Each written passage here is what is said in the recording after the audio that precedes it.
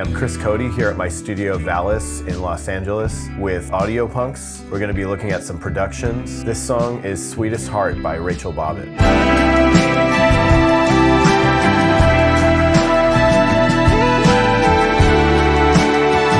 So we started with Rachel's demo. Rachel's very good at making her demos. She uses Ableton. For this song, this is the demo. This is how it sounded before we did any recording. Yeah, sweetest heart.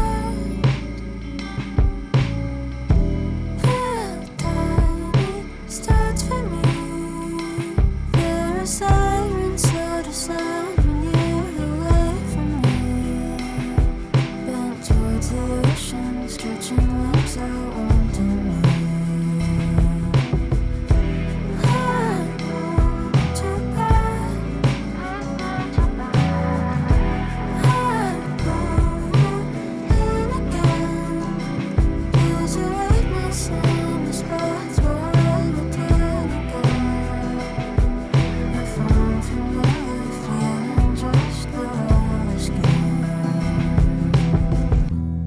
She's made a really great map, and there's not a lot left to the imagination. There's plenty to go on. And this is, after all of the work that we did, this is how it sounded in the end. Yeah, sweetest heart. Yeah, tiny starts for me. There are sirens that are sound when you're away from me. Bent towards the ocean, stretching lips out onto me.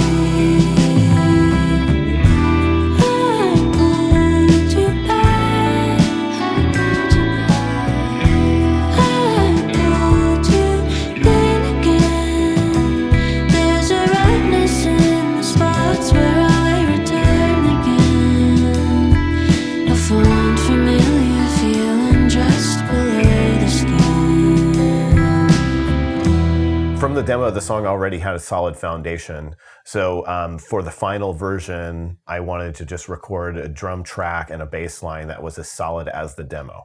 So in many cases, I wanted to improve upon the foundation, the rhythm section in most songs. The tempo and the beat and the bass line and the way they work together was already really strong. I had two Spectrasonic 610s. One I bought from Michael Brower. I traded him a transient designer for the 610. I had it in mono, which was great. And, most of the time, I'd track a drum set and run one of the mics through the 610 to get that sound.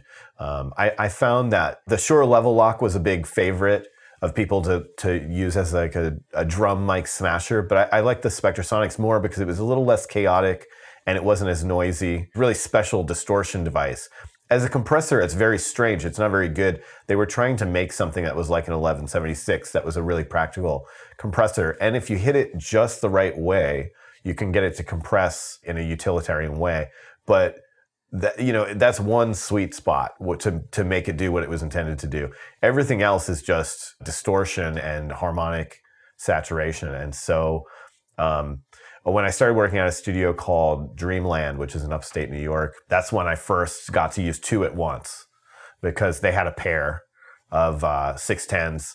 And I was able to put them on stereo room or stereo organ. And I was like, wait a second, two is definitely better than one when it comes to Spectrasonic 610s. When I got back to New York from working at that studio, I got another 610. For a while, I was using two at once. When I moved across country, the 610 stayed in New York. And, it's been one of those things where if the right pair came along, I would have grabbed them. But now with the plugin and the way the plugin is made, it really does the thing that the hardware does. And I don't know how they did it and how other companies can't do it. Everything I would want out of a 610 is present in this plugin. Some songs, you want to put it on the vocals, the drums, the bass, and the guitars all together and use it in different stages, like different amounts. And you can get, extremely vibey mix. If things were recorded with a sterile preamp or something, it can really fix that. Now, instead of having a pair of Spectrasonic 610s that you can choose to put on one stereo source, now you can have like 6 of them going at the same time. And a lot of times you get tracks and they just don't have a lot of life. And there's ways of you can excite things, you can compress things, but adding a little 610, especially to a track where somebody's performance has a lot of passion in it, but the actual recording quality is not really, it's not coming through. But if you throw a 610 plugin on it, it makes almost anything sound more excited and more present. So let's listen to this overhead with the ride cymbal with and without the 610.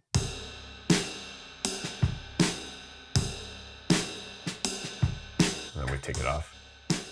And you can see that the 610 is doing a lot of work here. Now if I turn it all the way up, you can hear what it will do.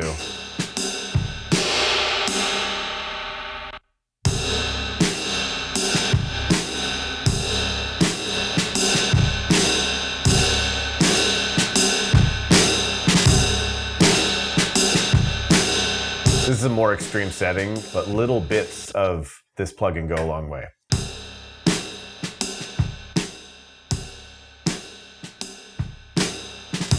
And then all together.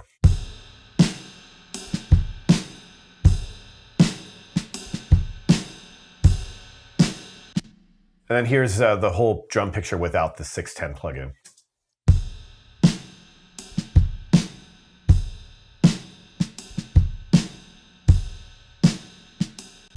And then here it is with the 610 plugin on the overheads.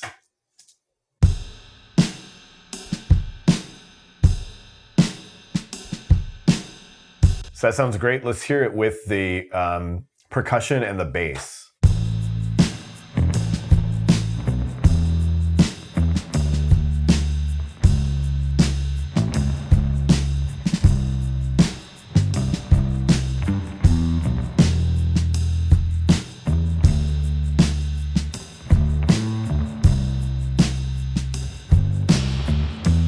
These close mics, let's hear all the close mics together.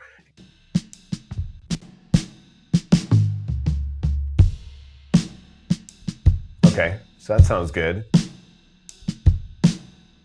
There's not, it sounds like, especially when someone's not playing very hard, you don't get a ton of bleed, but there is some ride cymbal, it sounds like, in the snare track. Yes, but that's okay. And let's listen to what the overheads sound like. Okay, so that sounds good. Cole's mic, darker and in figure 8, so it's picking up some room sound, some direct. And then it looks like I'm using a Heiserman 251 as another room mic. Okay, that's like a brighter room. So altogether they sound like this. And, over here is some drum bus stuff and some parallels. It looks like on the drum bus I'm using this, but as you can see, there's no compression happening, maybe a little bit. If I bypass it, it changes the sound of the drum track quite a bit. So with a lot of the plugins that I used in this song and in other songs, I'm really just using them as gain stages, very much like you would if you were mixing on an analog console. Something like a compressor on a drum bus is used more just to shape the color of the drum track and less to control the levels or compress it. For the most part, the drum set that I'm using is my 66 Ludwig that I've had forever. Because the song has such a prominent ride cymbal, I think we tried a bunch of different ride cymbals to arrive at this cymbal sound, mainly to make sure that the pitch of the ride was in the key of the song, so it complemented the song, with the pitch of the cymbal. For the kick, I think I'm using a Sony C38 microphone, as well as a Audix D6. The snare top is an SM57, snare bottom is a 441 Sennheiser. The hat is a SM7. The tom mics are Sennheiser 421s. There was a mono Coles on the overhead and then the Heiserman 251 at a distance. All of these were recorded in the live room here, which is also the living room. The mic preamps were all the Neve BCM10 that's next to me. Didn't have a chance to try it out before I moved in, but I really lucked out because I really love the drum sound. A lot of his track things through Highland Dynamics BG2 compressors. So I'm pretty sure there's a little touch of that on the overheads, especially if it's a song that has a constant ride cymbal. The BG2s really add a nice depth to that cymbal tone. For the most part, it's a straight recording through. Maybe there's some EQ, but for the most part, yeah, we're hearing just the sound of the Neve BCM10. I was on Instagram one day and I was getting a targeted ad for plugins, as I always do, but this one was for a Telefunken Echo mixer. When I was younger, I had one of them and I really loved the sound of it. And not only did I love the sound of the reverb, but I also really loved the sound of the gain staging and the distortion that it's an amazing distortion box. It sounds like some kind of ancient wisdom or something. There's a lot of depth and it doesn't sound like other distortions. I think that might be because it uses germanium transistors. But I got this plugin and I downloaded it. It was inexpensive and I demoed it and I was like, wow, the distortion is there, the reverb is there, a very faithful reproduction of it. But the way that the plugin is designed, I ended up using it in ways that I never used the actual Telefunken Echo mixer. I started using it just as a way to warm things up, sort of like you would use a harmonic distortion plugin. It became my go-to, tone shaping plugin, mostly for inserts. In the verses, there's a lot of spring reverb on the bass. The spring reverb is coming from the Telefunken Echo Mixer plugin. It's just doing a little bit of crunch and some reverb. One of the tricks to this production is having the bass be verby in the verses, and then when we get to the choruses, the bass sound tightens up. When I was young and coming up and learning how to mix, that was considered a no-no. Don't ever put reverb on your bass. The idea is that it would loosen your low end, but I find that putting reverb on bass creates a really special atmosphere. The listener doesn't even necessarily know there's a reverb on the bass, but there's something about the song where everything feels right. So I always start a mix with a reverb ready to go on bass in case it needs it. So here's just a little bit of the end of the verse going into the chorus so you can hear the difference.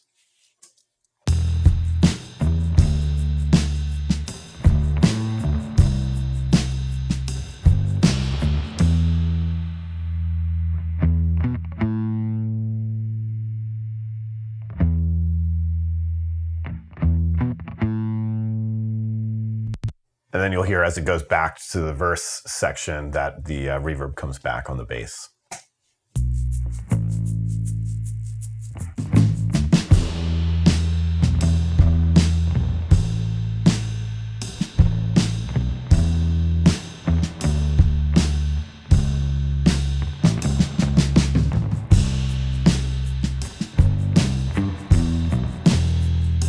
So that's making a big difference in the vibe of these verses. The bass was a 1971 Fender Mustang bass through a Ampeg B25, a DI, and 2 mics on the amp. One mic is a Sony C38, which is a FET condenser, and then the other mic is a 421, and they're both going to the Neve desk. And it doesn't look like I compressed going in at all. There's a climax in this song that is like an instrumental bridge, and that's sort of the loudest part of the song.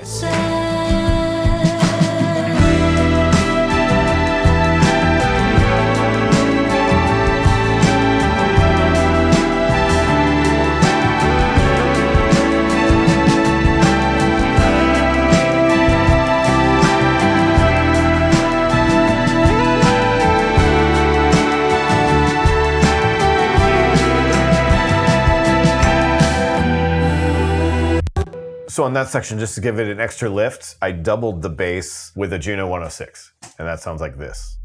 So it's really deep sub bass underneath of it all, but it makes that part of the song feel just a little bit more like a climax and like a little bit bigger than it did just by adding that sub bass underneath.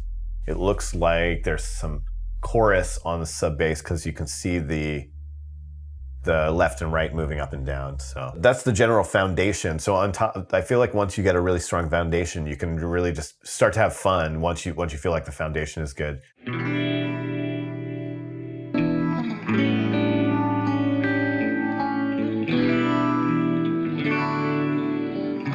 When we were recording these, I called these the Pink Floyd guitars. So this is Fender Strat into a MXR Phase 90, and then into an old MXR Dynacomp. The amp is a Fender Vibrolux. There is a Electro Voice RE15, another Sony C38, and then a room mic, which I think is probably a Neumann CMV 563. I recorded some plate reverb from a real plate, which sound like this. And this made a pretty big difference. So that's the main guitar. So that's the first one we put down. I'll play it just with the drums and the bass and the percussion.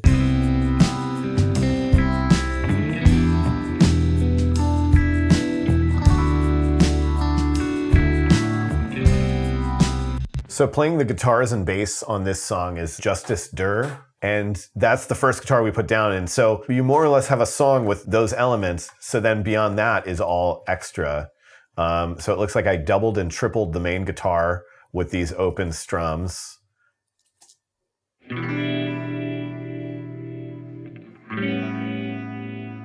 Okay. So this is same guitar, different amp. So this is a Magnatone amp, and it's doubled. So there's a stereo strum. So there's a one take in the left speaker, one take in the right speaker. And that here, I'll show you how that sounds together with the main guitar.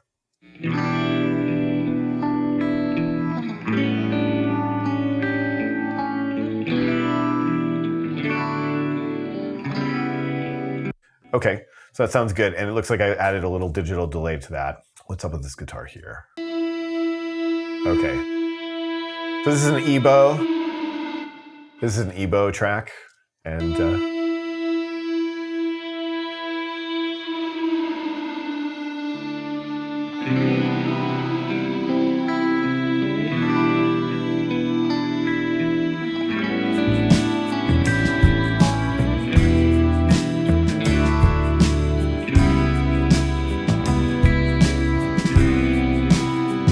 EBow was something that wasn't planned from the demo, but was something that we decided to add as we were going along as some way to make it special. And also, in this case, the verses are long, so I wanted to have instruments come in halfway through to sort of break up the verses, so it didn't feel like the same part happening over and over again. Hopefully, by the time we're at this point, we have trust and we trust each other's ideas, and we'll at least hear the idea, before saying no. Rachel and Justice were really easy to work with. So, I'd say, hey, maybe we'll try this. And they say, okay. But then if they didn't like it, of course we take it out. But this song came together very quickly. I think we really put this together in like a day or something. This is another Pink Floyd kind of guitar. So it's, I think we used a volume pedal with a slide. And then, it's a small amp. It's a Fender Champ with a Royer on it. And then I'm using a EMT 245 reverb to get that long reverb.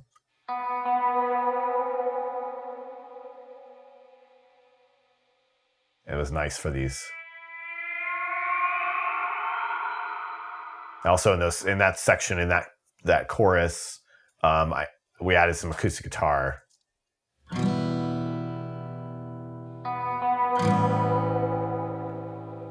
The mic on the acoustic guitar was a Heiserman 251.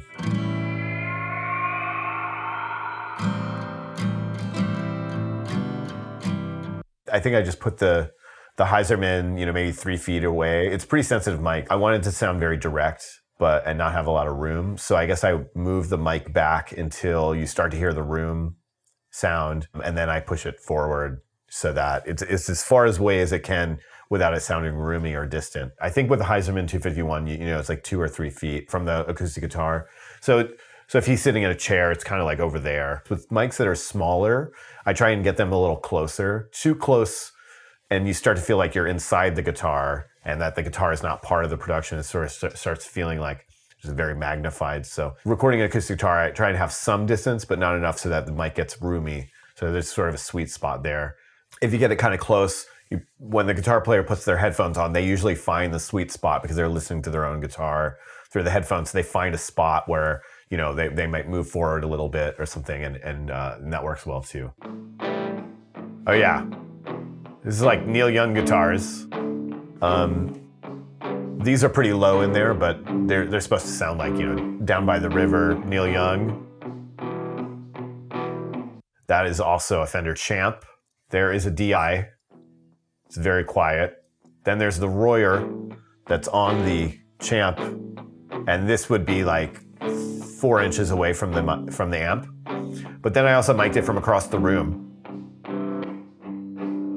So there's a room mic on there. The room mic is a Neumann CMV 563.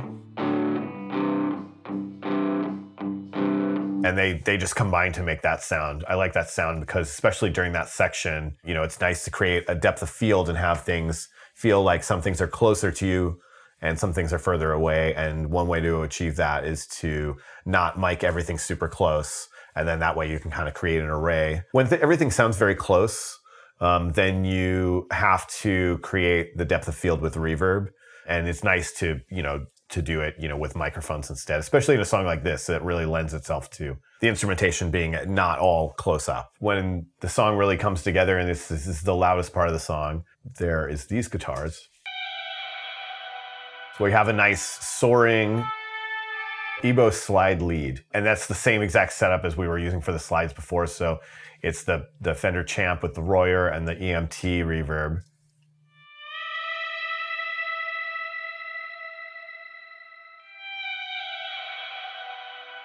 That sounds great.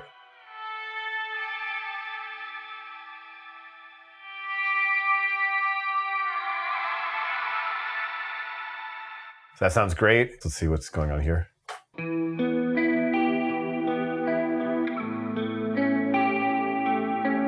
Oh, that's nice.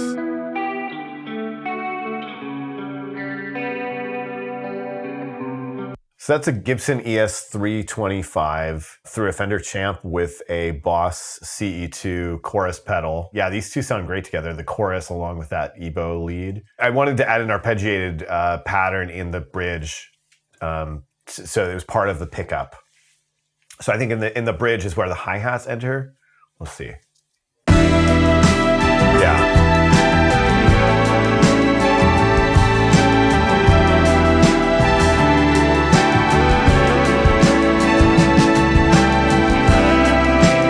So the keyboards take center stage in that bridge, but yeah, the hi-hats enter. There's more movement in the guitars. The guitars are more verby. I added these doubled acoustic guitars.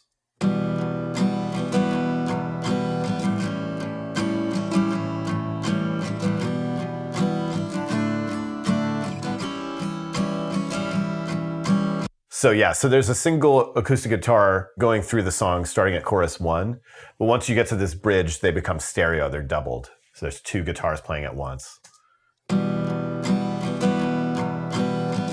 And that's sort of part of the wall of sound goal for the bridge, is that, you know, everything becomes more. And then here's what it sounds like all together.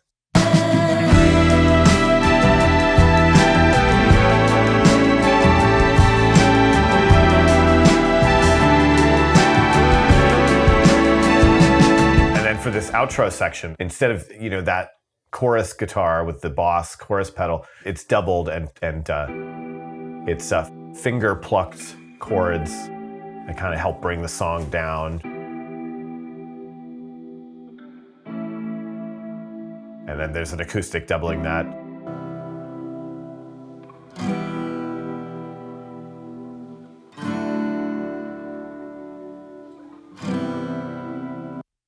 Let's hear that all together.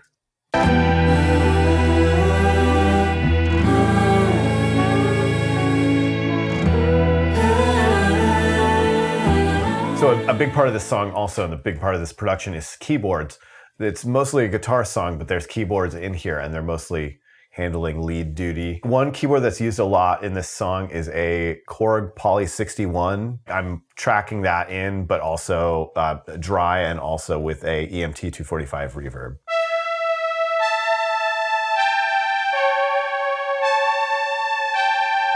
I'm always thinking about selling it, and then I hear it again, and then I can't sell it.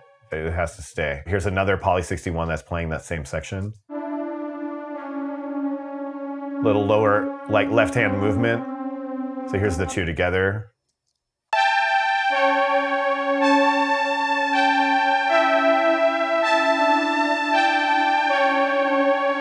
That sounds great. So those are the 2 poly synths together. And then there's a mono synth, the ARP Solus, one of my favorite mono synths.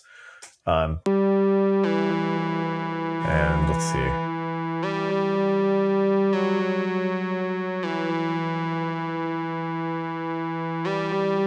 So this keyboard, this ARP, is recorded through a Boss delay pedal. Sweetest heart,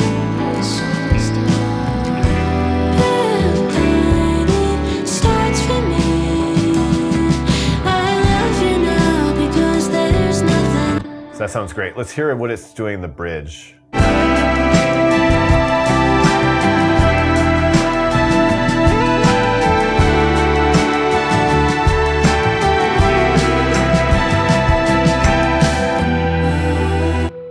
So also, there's a string synth that happens only in the bridge in this song, and that is like high strings.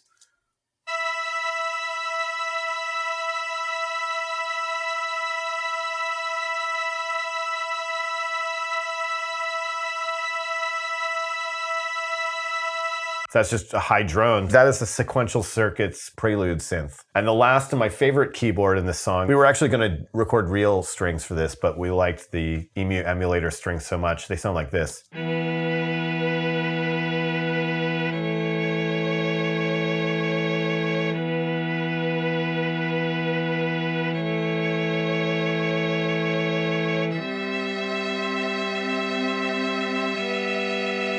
So that sounds amazing. The EMU emulator came out in 1980, in February 1980, which means that all of these samples were recorded in the 70s. So these are 70s digital samples. So vocals, the most important part. So the vocals were recorded with a Heiserman 251, but it looks like I'm doing a bit of filtering here.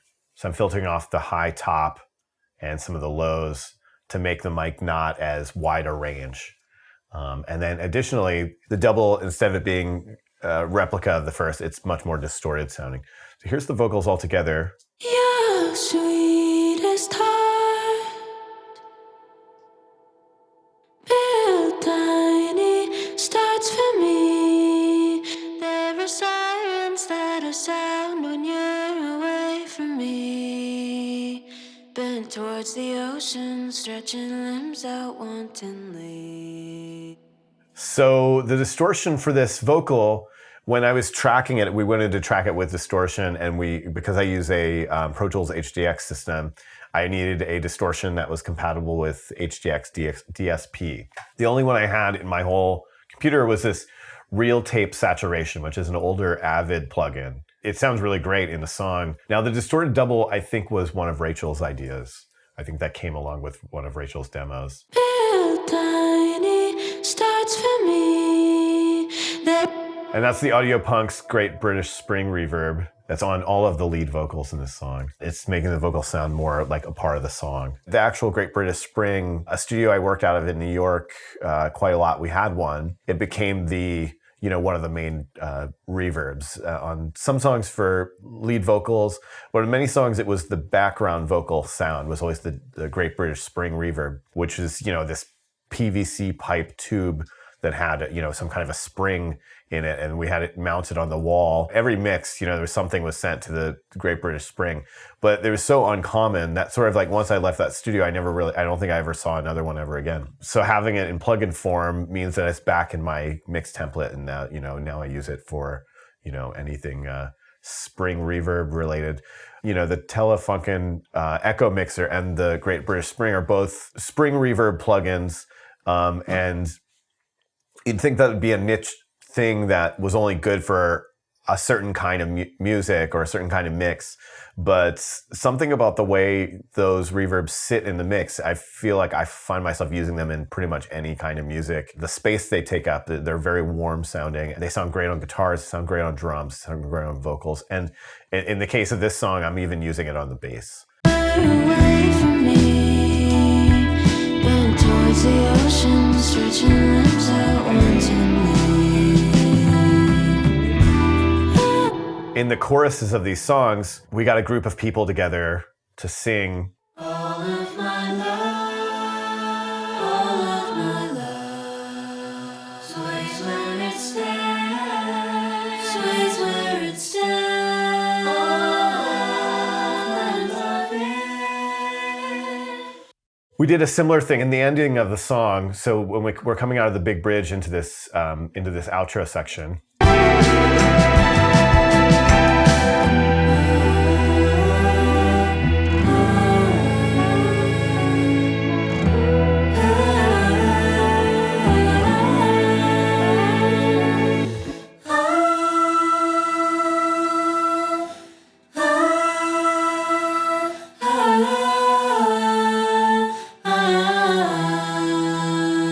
That's the same technique used where I'm recording from a distance and stacking it. It looks like there's, quite a few layers here. And this is the only time in this song, but I'm using tracks from her demo in this outro, which are these voices.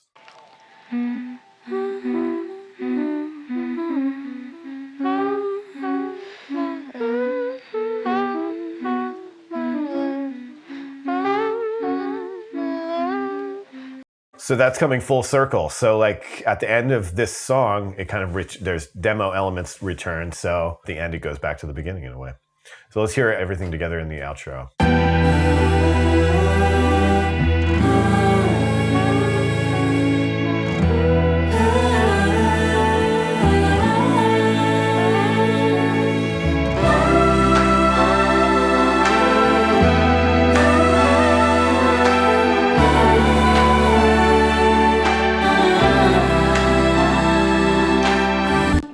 So yeah, and then there's some group claps and snaps in here. So I had some people stand out there and do some claps and snaps.